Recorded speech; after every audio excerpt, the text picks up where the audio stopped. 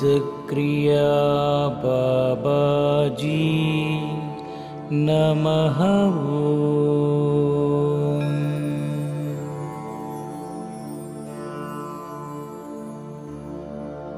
ओम सिद्धक्रिया बाबाजी नमः।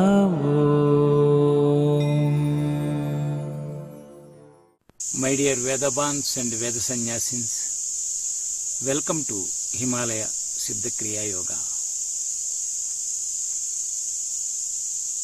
హిమాలయాలలో ఉంటూ ఒక పరిశీలన, ఆత్మ పరిశీలన నాలో జరుగుతూ ఉంది. ఆ పరిశీలనకి అనుగుణంగా నేను మీతో పంచుకుంటూ వస్తున్నాను. ఓకే, సాధనలో మనం చెప్పుకున్నాం ముఖ్యంగా 3 అంశాలు, 3 పిల్లర్స్ అని చెప్పచ్చు.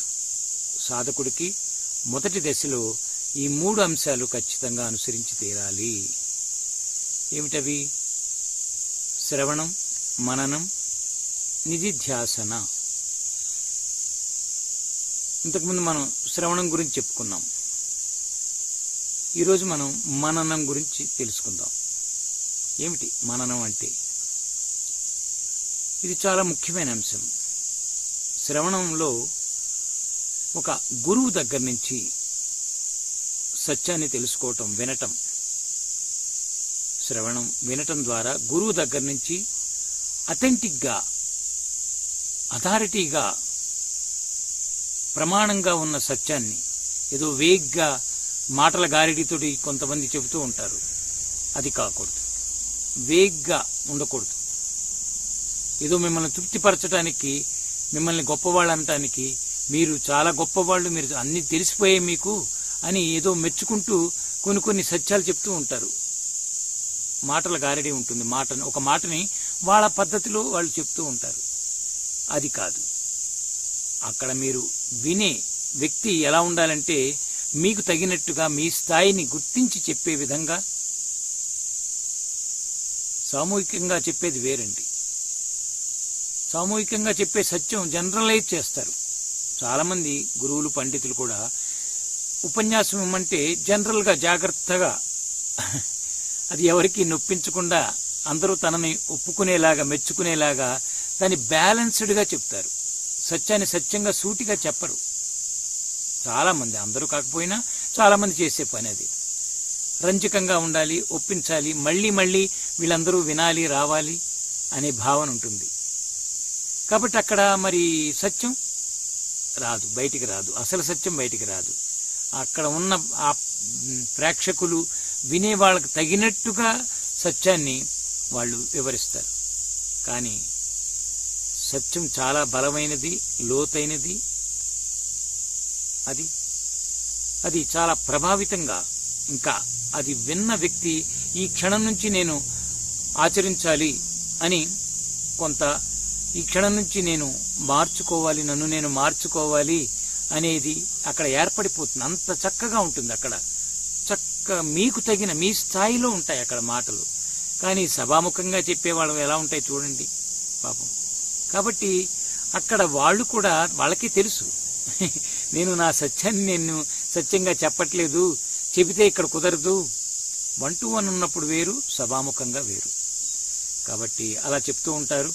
సో గురువుల దగ్గర మీకు సంబంధించిన ఒక గురువు ఉంటే, సద్గురువు ఉంటే, మిమ్మల్ని దృష్టిలో పెట్టుకుని ఆయన మిమ్మల్ని చేయాలని అనుకోడు, మెచ్చుకునేలా చేయాలనుకోడు, మీకు ఏదో ఆనందం కలిగించాలని అనుకోడు. సత్యాన్ని సత్యంగా చెప్పి దృఢంగా, సూటిగా, మీరు దాన్ని అవగాహన పరుచుకునేలా చెప్తాడు, సూటిగా చెప్తాడు. ఇది తప్పు, ఇలాంటివి చెయ్యకు. కొంతమంది ఉంటారు, మీకేం పర్వాలేదు, మీరు గొప్పవాళ్లే, మీరు మహాత్ములు, మీరు యోగులు, మీరు దేవుళ్ళు. ఎలాగ మీరు వాళ్ళు కొంతమంది ఆయన చాలా మంచివాడు, నన్ను దేవుడు అన్నాడు, ఇంకా ఆ బలహీనతలో. అంటే దేవుడు, అందరిలో దైవం ఉంది, కానీ వ్యక్తి దేవుడుగా ఎప్పుడు మారతాడు? లక్షణాలు లేవా? కొన్ని లక్షణాలు ఉంటాయిగా. కాబట్టి అవి కాదు. ఫస్ట్ నేను ఒక జీవుడిని, మానవుణ్ణి, కర్మేష్టిని. ముందు ఇది గుర్తిస్తే ఇది సత్యం. ఇది కర్మల కారణంగా జన్మ. దేవుడు అనేది నిర్గుణతత్వం. ఇక్కడ సగుణం ఏమిటి? సగుణం ఇది. ఈ సగుణం, ఇదంతా సగుణం. మనం ఉన్నది సాకారం. సో ఈ భౌతికమైన దానిని దేవుడు ఎలా అంటాం? దేవుడు భౌతికం కాదు. దేవుడు భౌతికంగా ఉండడు, కానీ అంతటా ఉంటాడు. దేవుడు భగవంతుడు అంటే నిర్గుణ శక్తి అది, రూపం కాదు. సో నీ రూపాన్ని పట్టుకుని నేను దేవుణ్ణి అనుకుంటే నువ్వు ఎంత మాయలో పడిపోతావు చూడండి. ఈ రూపం దేవుడు అనుకోకూడదు. నాలో ఉన్న శక్తి దేవుడు, నా ప్రేమ దేవుడు, నా విజ్ఞత దేవుడు. ఇవన్నీ దైవ శక్తులు. ఇవి నేను దేవుణ్ణి అనుకుంటే ఇబ్బంది పడిపోతాం. కొంతమంది గురువులు కూడా అక్కడే అందరూ దండాలు పెడుతుంటే, గబగబా అందరూ పూజలు చేస్తూ ఉంటే ఆయన్ని ఆధారం చేసుకుని వాళ్ళు వాళ్ళ మార్పు తీసుకుంటున్నారు. కానీ ఇతను ఎలా తీసుకోవాలి? వాళ్ళు దండాలు పెట్టినా, పూజలు చేసినా, దక్షిణలు ఇచ్చినా, పళ్ళు పలహారాలు పట్టుకొచ్చి చేతిలో పెట్టినా, లక్షలు పట్టుకొచ్చి చేతిలో పెట్టినా నో. ఓకే, ఒక కార్యానికి, నా ద్వారా జరిగే దివ్య కార్యాలకు ఇస్తున్నారు. నాలో ఉన్న శక్తికి వాళ్ళు పూజ చేస్తున్నారు, నాకు కాదు అని అతను అనుకోవాలి. ఈ వ్యక్తి కూడా నేను ఒక సాధకుణ్ణి, శిష్యుణ్ణి, భక్తుణ్ణి అనే భావంలో ఉండాలి. కానీ నేను గురువుని అయిపోయాను, నేను 10 మంది మెచ్చుకోగానే నేను పెద్ద మహాయోగిని. ఏదో బావిలో కప్ప ఉంటే చూశారు, ఆ కప్ప అనుకుంటుందట ఈ బావి ప్రపంచం, విశ్వం అనుకుంటుందట. కాబట్టి ఇంత విశాలమైన విశ్వంలో మనం మానవులు ఒక్కొక్కరు ఏంటి, ఎంత మనం చెప్పండి, ఏ స్థాయి మనది, మన స్థితి? ఇంత విశాలమైన భూభాగంలో, విశ్వంలో మనం ఎక్కడ ఉన్నాం ఆలోచించండి. మన స్టేటస్. ఇంకా అహంకారం పెంచుకుంటే ఏమైపోతాం చెప్పండి. కాబట్టి గురువులు ఎప్పుడు, సద్గురువులు మీలో అహంకారాన్ని పెంచరు, అజ్ఞానాన్ని కట్ చేయాలని చూస్తారు, ఖండించాలని చూస్తారు. మాయని, మనోమాయ. అంత మంచి మంచి మంచి మంచి ఏమిటి మంచి? ఇక్కడ మంచి అన్నామంటే అక్కడ చెడు ఉంది, చెడు అన్నామంటే మంచి ఉంటుంది. కాబట్టి అథెంటిక్గా, అథారిటీగా, ప్రామాణికంగా మనం ఒక సత్యాన్ని గురువు నుంచి వినాలి, గురువు నుంచి తీసుకోవాలి. ఆ గురువుని శ్రవణం చేసిన తర్వాత ఆ సత్యాన్ని తొందరపడకూడదు, ఆ సత్యాన్ని ముందు డైజెస్ట్ చేసుకోవాలి. ఒక రకంగా చెప్పాలంటే మననంలో జరిగే, మననం అంటే ధారణ చేయటం, దాన్ని యాక్సెప్ట్ చేయటం, ధారణ చేయటం, దాని మీద వర్క్ చేయటం. ఆ సత్యం చెప్పారు, తొందరపడి అబ్బా ఎంత బాగా చెప్పారు, గురువు చెప్పాడంటే సత్యమే, గురువు చెప్పింది చేసేయాలి కాదు. గురువు చెప్పినా కూడా నీకు నువ్వు దాని మీద వర్క్ చేయాలి. నేను నాకు అందించిన సత్యం, గురువు చెప్పింది తప్పేమి కాదు, కానీ ఆయన చెప్పాడు అని నమ్మకూడదండి. ఇక్కడ ఆయన చెప్పాడు కదా అనకుండా, ఆయన చెప్పింది సత్యమే, నో డౌట్, కానీ ఆ సత్యాన్ని నేను ధారణ చేయాలి, మన అవగాహనలోకి తెచ్చుకోవాలి. దాని మీద బాగా మనం మంచి అనుభవంగా మార్చుకోవాలి. శ్రవణం అది, దరివత మననం అది. మననం పదే పదే పదే పదే దాని మీద వర్క్ చేయాలండి. వెంటనే దాన్ని ఫిక్స్ చేయకండి, దాని మీద విచారించండి, పరిశీలించండి, దాన్ని చేయండి. దాని వెనక ముందులు ఏంటి, దాని లోతు ఏంటి, ఆ సత్యాన్ని మనం రిపీటెడ్గా, కంటంప్లేషన్ అంటారు, అది రిపీటెడ్గా దాని మీద వర్క్ చేయాలండి. అది మననం. చాలా జాగ్రత్తగా మనం మననంలోకి వెళ్ళాలి. అంత తొందరగా దాన్ని మనం ఎస్ అనేకూడదు. పైన ఎస్ అనేస్తాం. తొందరగా అన్నామంటే అబ్బా ఎంత బాగా చెప్పాడు, ఆ మెచ్చుకోవడానికా? దాన్ని నువ్వు జీవించాలి, ఆచరించాలి. దానికోసం శ్రవణం అంటే నువ్వు ఆచరణలోకి వచ్చి ఆ సత్యాన్ని ధారణ చేసి ఆ సత్యం నువ్వైపోవాలి, పూర్తిగా నువ్వైపోవాలి. ఇక్కడంటే సెల్ఫ్ దాకా తీసుకోవాలి.